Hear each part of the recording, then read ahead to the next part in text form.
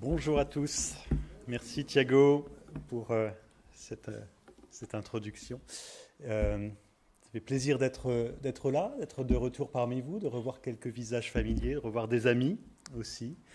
Merci de cette invitation. Et voilà, je vous apporte les salutations de la part de mon église, l'église baptiste de Compiègne également, en Picardie, que certains connaissent. Voilà, qui ont leur culte en ce moment même, évidemment. Mais nous sommes en communion les uns avec les autres au sein de notre fédération. Et c'est une joie pour moi d'être parmi vous. Est-ce que vous avez déjà remarqué qu'il y a des gens, peut-être autour de vous et peut-être même vous-même ce matin, qui reconnaissent qu'il y a bien dans leur vie quelque chose qui ne va pas, quelque chose qui cloche, mais qui en fait ne veulent pas vraiment changer ce qui cloche. Vous avez sûrement déjà entendu, et peut-être l'avez-vous même dit vous-même, des gens qui disent « c'est comme ça, je suis ainsi, on ne me changera pas ». Une petite phrase anodine, donc, qu'on connaît bien, mais qui dit quand même qu'on n'a pas du tout l'intention de changer, qu'on n'a pas du tout l'intention de guérir. C'est comme ça, tant pis. Mais voilà, tu peux changer, tu sais. C'est pas une obligation, c'est pas un absolu, c'est que tu réagisses encore et encore avec colère quand tu t'énerves. C'est pas un absolu que tu sois infidèle à ton épouse. C'est pas un absolu que tu n'arrives pas à te maîtriser quand il y a une fête. C'est pas un absolu que tu sois compulsif dans tes achats. Non, c'est pas un absolu. C'est pas une obligation. C'est pas comme ça et puis c'est tout. D'autant qu'un médecin est disponible pour t'aider. D'autant qu'un médecin est disponible pour te guérir. Alors la question se pose, justement, qu'est-ce qui coince vraiment ? Pourquoi ne veux-tu pas guérir ? Pourquoi ne veux-tu pas changer ? Eh bien aujourd'hui, à travers un texte de l'évangile de Jean, nous allons nous poser la question que Jésus lui-même pose à un malade, à un infirme. Il demande « Veux-tu être guéri ?» Veux-tu vraiment être guéri de ta maladie ? Veux-tu vraiment connaître la santé spirituelle ?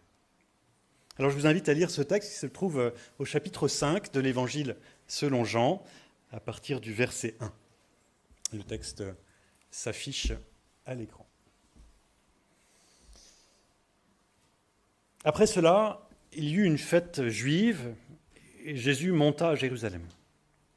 Dans cette ville, il y a près de la porte des moutons une piscine avec 5 galeries à colonnes. On l'appelle en hébreu Betzata. Dans ces galeries, une foule de malades, d'aveugles, de boiteux et de paralysés étaient couchés. Il y avait là un homme malade depuis 38 ans. Quand Jésus le vit, étendu à terre, et apprit qu'il était dans cet état depuis longtemps déjà, il lui demanda « Veux-tu être guéri ?»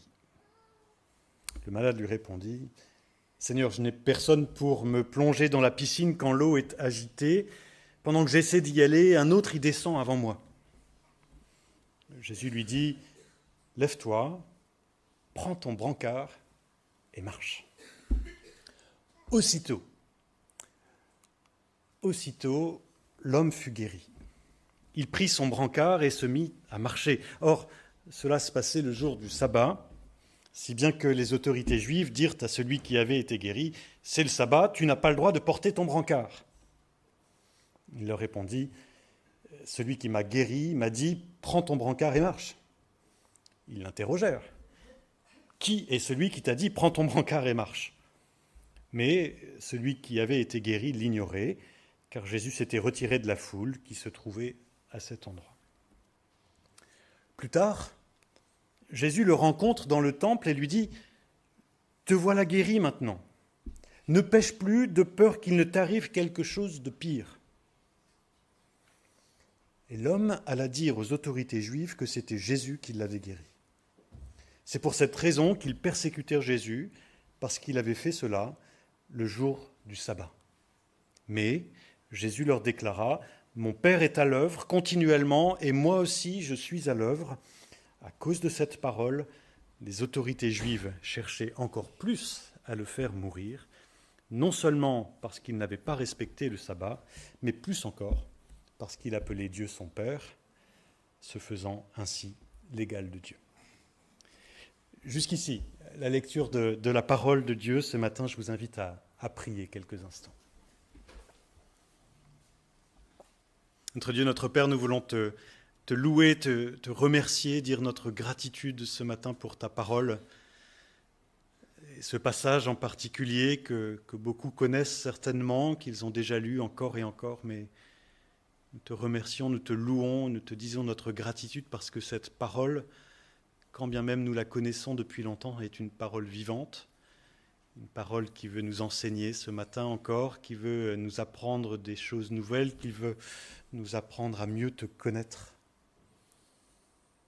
Alors donne-nous ce matin des cœurs attentifs à cette parole, des cœurs réceptifs pour la recevoir comme une graine qui pourra germer dans de la bonne terre, porter du fruit dans nos vies.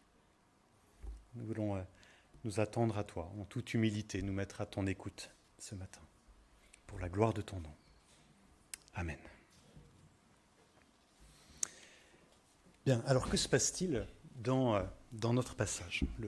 Le cadre est posé dès les tout premiers versets de ce chapitre.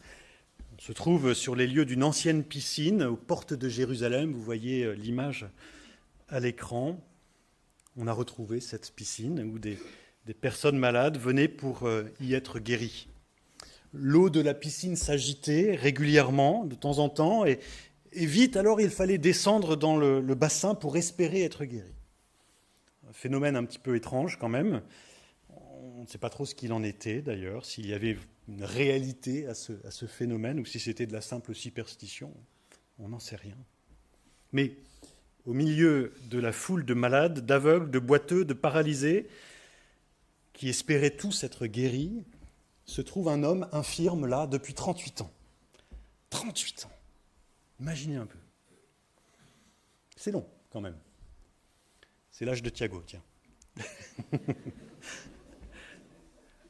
Alors Jésus s'approche de lui, et on ne sait pas pourquoi lui en particulier, mais il lui pose une question qui peut paraître un peu bête, peut-être parce qu'il s'est approché de lui, peut-être parce qu'il savait, il avait bien vu qu'il était là depuis extrêmement longtemps, donc il s'approche de lui, et il lui pose cette question qui peut sembler donc un petit peu bête. Au verset 6, « Veux-tu être guéri ?» Bah oui, évidemment que je veux être guéri. Ça, c'est la réponse logique, attendue. Sauf que, vous aurez peut-être remarqué dans le texte que l'homme ne répond pas du tout ça. Il ne dit pas oui à Jésus. Que fait-il ? Il se plaint. Il se plaint. Seigneur, j'ai personne pour me mettre dans le bassin quand l'eau est agitée. Pendant que moi je viens, un autre descend avant moi. Vous voyez, je pense que cet homme, il était tellement habitué à sa condition, et sûrement un peu aigri, on le comprend, qu'il ne pouvait même pas voir la petite lueur d'espoir dans la question de Jésus. De toute façon, ça ne marchera pas, ça ne changera jamais, c'est foutu. De toute façon, personne ne s'inquiète pour moi, ma vie est ainsi, et personne n'y peut quoi que ce soit. À l'écouter, c'est un petit peu se demander en fait s'il n'avait pas quelque part envie de rester tel qu'il était, n'est-ce pas ? Mais dans notre texte, face à la plainte de cet homme, Jésus répond par la guérison. Jésus lui dit « Lève-toi, prends ton brancard et marche ». Aussitôt, l'homme fut guéri, il prit son brancard et se mit à marcher. C'est le mimi, c'est le rara, c'est le miracle, pour ceux qui ont la référence. L'homme qui, selon toute vraisemblance, n'avait pas marché depuis 38 ans, se lève, prend son grabat sous le bras, il se met à se déplacer, comme si de rien n'était, comme avant. C'est merveilleux ce qui vient de se passer. Quelle joie, quel miracle. Sauf que, je ne sais pas si vous avez remarqué, mais dans le texte, il n'y a aucune réaction de cet homme. Aucune. Même pas un merci. Rien. Et pour moi, ce manque de réaction pose question. Et peut-être qu'il indique quelque chose de plus profond chez lui. Il y a quelque chose qui cloche. Et la suite du texte va démontrer effectivement qu'il y avait quelque chose qui clochait. Déjà, vous vous souvenez, puisque Jésus l'a guéri le jour du sabbat, qu'il y a toute une controverse avec les autorités juives. Je passe les détails. Mais que fait cet homme quand les autorités viennent lui faire remarquer qu'il n'avait pas le droit de porter son grabat sous le bras pendant le sabbat? Eh bien, tout d'abord, verset 11, il se défausse sur Jésus. Oh, c'est pas de ma faute, hein, c'est lui là-bas, il m'a dit, hein, prends ton grabat, marche. J'y suis pour rien. Moi, j'ai fait qu'obéir. C'est pas de ma faute. Alors les autorités lui demandent qui est celui qui l'a guéri. Mais il n'avait pas eu le temps de lui demander. Jésus s'était retiré et je me dis que peut-être qu'il n'avait même pas essayé, en fait, de lui demander son nom et peut-être qu'il ne lui avait même pas demandé quoi que ce soit, ni même pensé à lui dire merci. Un peu plus tard, on retrouve cet homme dans le temple où Jésus vient le voir pour lui dire cette parole qui est très étonnante, au verset 14. Il lui dit « Te voilà guéri maintenant, ne pêche plus de peur qu'il ne t'arrive quelque chose de pire. » Alors je vais revenir dans un instant sur cette parole de Jésus, mais remarquez avant ça que ce que cet homme fait immédiatement après que Jésus lui a dit ça. Verset 15, il va dénoncer Jésus. L'homme alla dire aux autorités juives que c'était Jésus qui l'avait guéri. Et c'est pour cette raison qu'ils persécutèrent Jésus, parce qu'il avait fait cela le jour du sabbat. On est face à un chic type quand même. Hein ? Il vient d'être guéri miraculeusement par Jésus, mais, première occasion, que fait-il ? Il balance son guérisseur à ceux qui lui veulent du mal. Chapeau. Super. Notre homme est quand même particulièrement malsain, me semble-t-il. Son attitude est même assez pathétique, elle est triste, et en fait, je crois que cet homme est toujours infirme. Quand bien même il a son grabat sous le bras et qu'il se déplace dans tout Jérusalem, il est toujours infirme, toujours malade. Pas physiquement, certes, puisque Jésus l'a guéri, mais spirituellement, il est aveugle. Spirituellement, il reste enfermé loin de Dieu. Spirituellement, il y a clairement quelque chose qui cloche dans sa vie. De sa condition spirituelle, clairement, il n'a pas été guéri. Alors justement, revenons à cette phrase, le verset 14, là, quand Jésus le retrouve dans le temple et qu'il lui dit « Te voilà guéri, maintenant, ne pêche plus, de peur qu'il ne t'arrive quelque chose de pire. » À première lecture, on a bien sûr l'impression que Jésus est en train de dire « Attention à toi, Coco, ne pêche plus, parce que sinon tu vas devenir encore plus infirme qu'avant. » Une sorte de menace, quoi. Attention, Dieu t'attend au tournant. Retombe dans ton péché et je te préviens, ça va barder.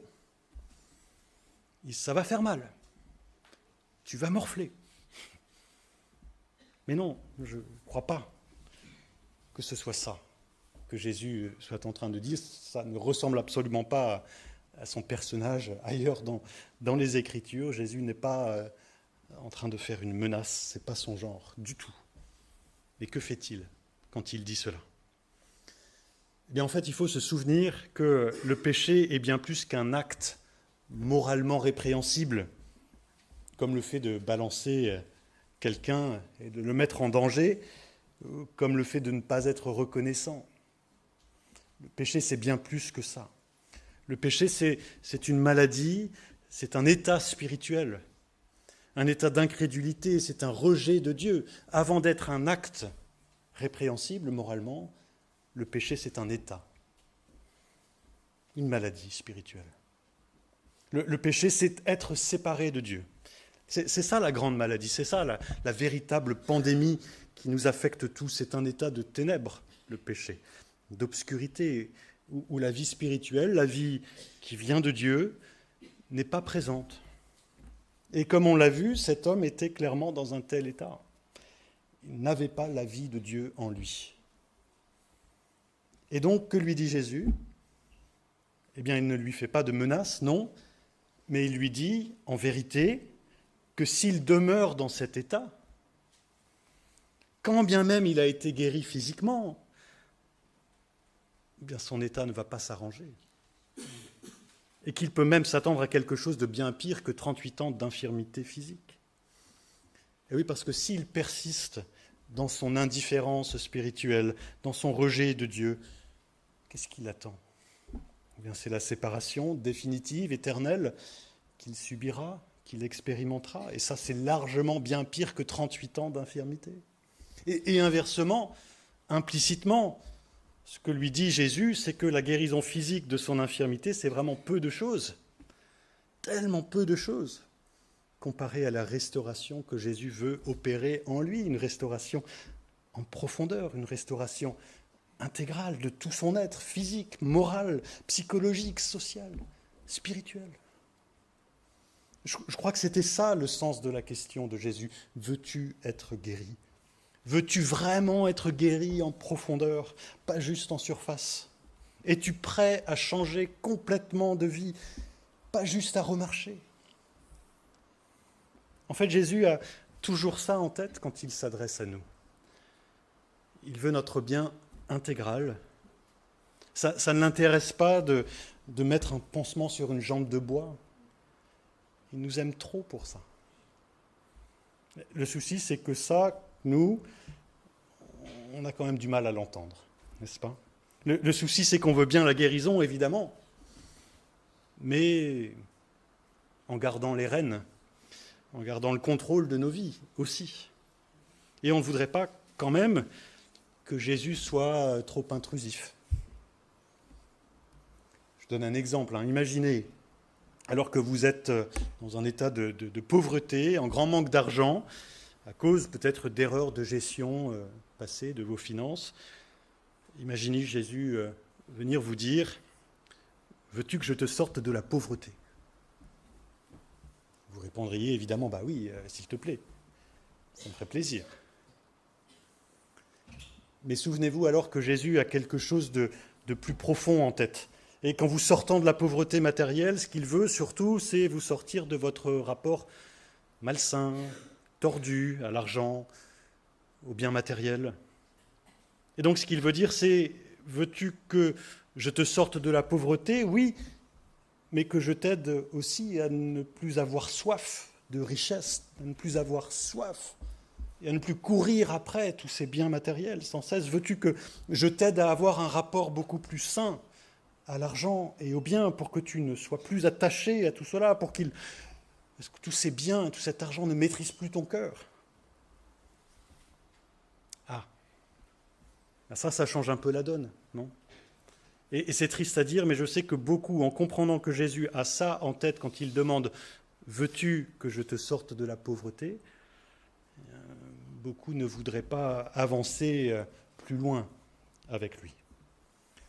Parce qu'ils se doutent bien que ce sera exigeant, parce qu'ils se doutent bien que ça va demander des efforts, parce que ça va devoir m'impliquer, ça va devoir changer tellement de choses dans ma vie, dans mes pensées, dans ma manière de voir le monde, dans ma manière d'agir, de me comporter, de me questionner. Et c'est pareil pour tout, pour tout. Pour les problèmes d'addiction, pour notre facilité à mentir, pour nos anxiétés, pour nos colères. Si Jésus veut nous guérir, ce n'est jamais simplement de symptômes. Il veut faire une œuvre en profondeur. Il veut aller à la racine de nos maux, de nos problèmes, de nos péchés. Comprenez ce que je veux dire ? Quand on comprend que Jésus veut faire une œuvre de médecin en profondeur dans nos vies, ça bloque. Ou ça peut bloquer en tout cas. on préfère tous un pansement à une opération chirurgicale, bien sûr. En gros, pour faire simple, je pense qu'il y a deux grands blocages au changement véritable que Jésus veut opérer dans nos vies, deux gros blocages à la guérison qu'il nous offre, pourtant. Premièrement, c'est ce que je viens de dire. On subodore bien que guérir prend du temps, que guérir, ça va prendre de l'énergie, alors qu'on préférait quand même une solution plus rapide. Donc on préfère parfois rester malade plutôt que d'accepter la vraie guérison. Et donc on répond oui, mais à Jésus. On veut bien avancer un peu, mais pas trop quand même. Il ne faudrait pas que ça prenne trop de temps, trop d'énergie. Bref, on veut bien qu'un chirurgien nous change un genou ou une hanche, mais la rééducation après, non, c'est pas pour nous, etc. Et du coup, soit on accepte même pas le processus de guérison, soit on ne va pas au bout du processus de guérison. On ne laisse pas Jésus, le médecin, vraiment nous guérir jusqu'aux profondeurs. Ça, c'est très fréquent. En tant que pasteur, je le vois autour de moi, et puis je vous avoue que dans ma propre vie, c'est pas toujours simple non plus. On se dit qu'on aimerait bien quand même se débarrasser de tel ou tel péché, mais bon, on n'est pas vraiment disposé à faire le nécessaire pour le vaincre vraiment, ce péché. Alors on reste avec ça dans nos vies, c'est triste, oui. C'est dommage, mais bon, tant pis. On va quand même faire un petit effort. Et puis, du coup, on va faire quelques progrès, mais on va rechuter très vite, parce qu'en fait, on n'est pas si motivé que ça. Et c'est pour ça qu'il faut nous poser la question, est-ce que pour vaincre mon péché avec Jésus, est-ce que je suis prêt à vraiment y consacrer du temps? Est-ce que je suis prêt à y mettre de la préparation, de l'énergie, des efforts? Est-ce que je veux vraiment être guéri? Ça, c'est le premier blocage. Puis, deuxième gros blocage, je dirais que pour beaucoup d'entre nous, la maladie semble tellement faire partie de notre identité qu'on ne peut même pas imaginer la vie sans elle. C'est infirme au bord de la piscine. Vous ne pouvez pas imaginer la vie sans son infirmité. Je crois que bien souvent pour nous, c'est pareil. La vie sans cette infirmité, sans cette maladie, sans ce péché peut-être, cette vie, sans tout cela nous fait peur. Quelqu'un m'a dit un jour, Nicolas, tu sais, il y a une vie après le tabac. J'étais fumeur, et quand on m'a dit ça, en fait, je n'arrivais pas à le croire. Je n'arrivais pas à concevoir la vie sans tabac. Je n'arrivais pas à m'imaginer la vie sans la cigarette, et quelque part, ça me faisait peur. Mais qu'est-ce que je vais faire de mon temps libre? Qu'est-ce que je vais faire quand je serai stressé? Un peu comme l'homme infirme de notre texte, là encore, la cigarette faisait tellement partie de ma vie, voire de mon identité, que je ne pouvais pas imaginer la vie sans. Alors que si, il y a bien une vie après le tabac, je vous l'assure, et la vie est même bien meilleure, largement meilleure, sans. Et ce qui est vrai du tabac, les amis, est vrai aussi de la pornographie, de l'alcool dont on abuse, du mensonge, de l'anxiété, de la colère. Il y a une vie après tout ça. Parce que ton identité, ta véritable identité, elle est ailleurs. Et donc, si Jésus fait son œuvre de guérison en toi, tu abandonneras certes quelque chose qui fait partie de toi, quelque chose que tu aimes, quelque chose que tu as l'habitude de faire, de pratiquer, mais la vie sera largement meilleure. Ton identité, en fait, ta véritable identité, elle est ailleurs. Et tu peux faire confiance à Jésus pour ça. Je sais qu'il y a des médecins dans la salle, mais peut-être qu'ils se souviendront qu'Hippocrate a dit « Avant de guérir quelqu'un, demandez-lui s'il est prêt à abandonner les choses qui le rendent malade. » C'est pas idiot, hein? Jésus aurait pu le dire quelque part. Eh oui, tout est dit, n'est-ce pas? Est-ce que tu es prêt à abandonner ce qui te fait du mal? Ou est-ce que tu veux juste une guérison en surface? Eh bien, sachez simplement que Jésus n'est pas dans le business du maquillage. Ça ne l'intéresse pas de nous embellir en surface, de mettre un peu de vernis. Lui, ce qu'il veut, c'est retirer des imperfections qui sont derrière le maquillage. Et bien souvent, je crois qu'on préférerait quand même que Jésus nous maquille pour rester tel que nous sommes derrière, ni vu ni connu. Et puisque Jésus ne fait pas ça, ne veut pas ça, puisqu'il ne maquille pas, parfois on a tendance à le faire nous-mêmes. On se maquille, on se cache, on fait semblant pour tenter de faire croire autour de nous que tout va bien, tout est beau, alors qu'en profondeur, eh bien, c'est pourri. Et du coup, le problème demeure, et même le problème s'empire. Alors voilà, Jésus nous pose la question à chacun de nous ce matin. Veux-tu être guéri? Pas en surface, pas juste un petit peu, pas juste pour quelques jours, mais en profondeur. Veux-tu être guéri de tes maladies spirituelles, de ce qui t'empêche d'avancer vraiment dans la vie, de goûter vraiment à la vie abondante que Jésus veut t'offrir? Est-ce que tu veux vraiment être guéri de ta gloutonnerie, de ta colère, de ta médisance, de ton avarice, de ta jalousie, de ta gloriole personnelle, de la luxure, etc., etc. Est-ce que tu es prêt à faire le pas, à y mettre l'énergie nécessaire et à faire confiance? Faire confiance à l'œuvre en profondeur que veut faire Jésus pour toi. Dans un instant, je vais vous inviter à prendre un court temps de méditation, de prière personnelle, silencieuse, où chacun pourra se poser la question pour lui-même, pour elle-même, en vérité, devant Jésus. Est-ce que je veux être guéri? Mais avant ça, juste un truc. Ce que Jésus a accompli à la croix, c'est ça. C'est exactement ça. Jésus a accompli notre guérison. Et si nous plaçons notre foi en lui, si nous voulons être guéris de toutes nos maladies spirituelles, alors il le fera. Il nous restaurera. Il nous guérira, vraiment. Ce qu'il a accompli, ce qu'il a acquis à la croix, il nous l'offrira. Il nous le donnera. En son temps, bien sûr, ça ne se fait pas nécessairement d'un coup, d'un seul, mais il le fera, c'est certain. Et un jour, c'est là notre espérance, un jour nous ne serons plus malades du tout. Et ça, Jésus nous l'offre tout simplement parce qu'il nous aime. Il est mort à la croix pour nous, par amour pour nous. Il veut notre bien. Il nous propose de changer. Et s'il nous propose de changer, c'est pour notre bien. Et plus tard, dans l'évangile de Jean, au chapitre 10, verset 10, il dira ce verset qui est tellement profond, tellement puissant.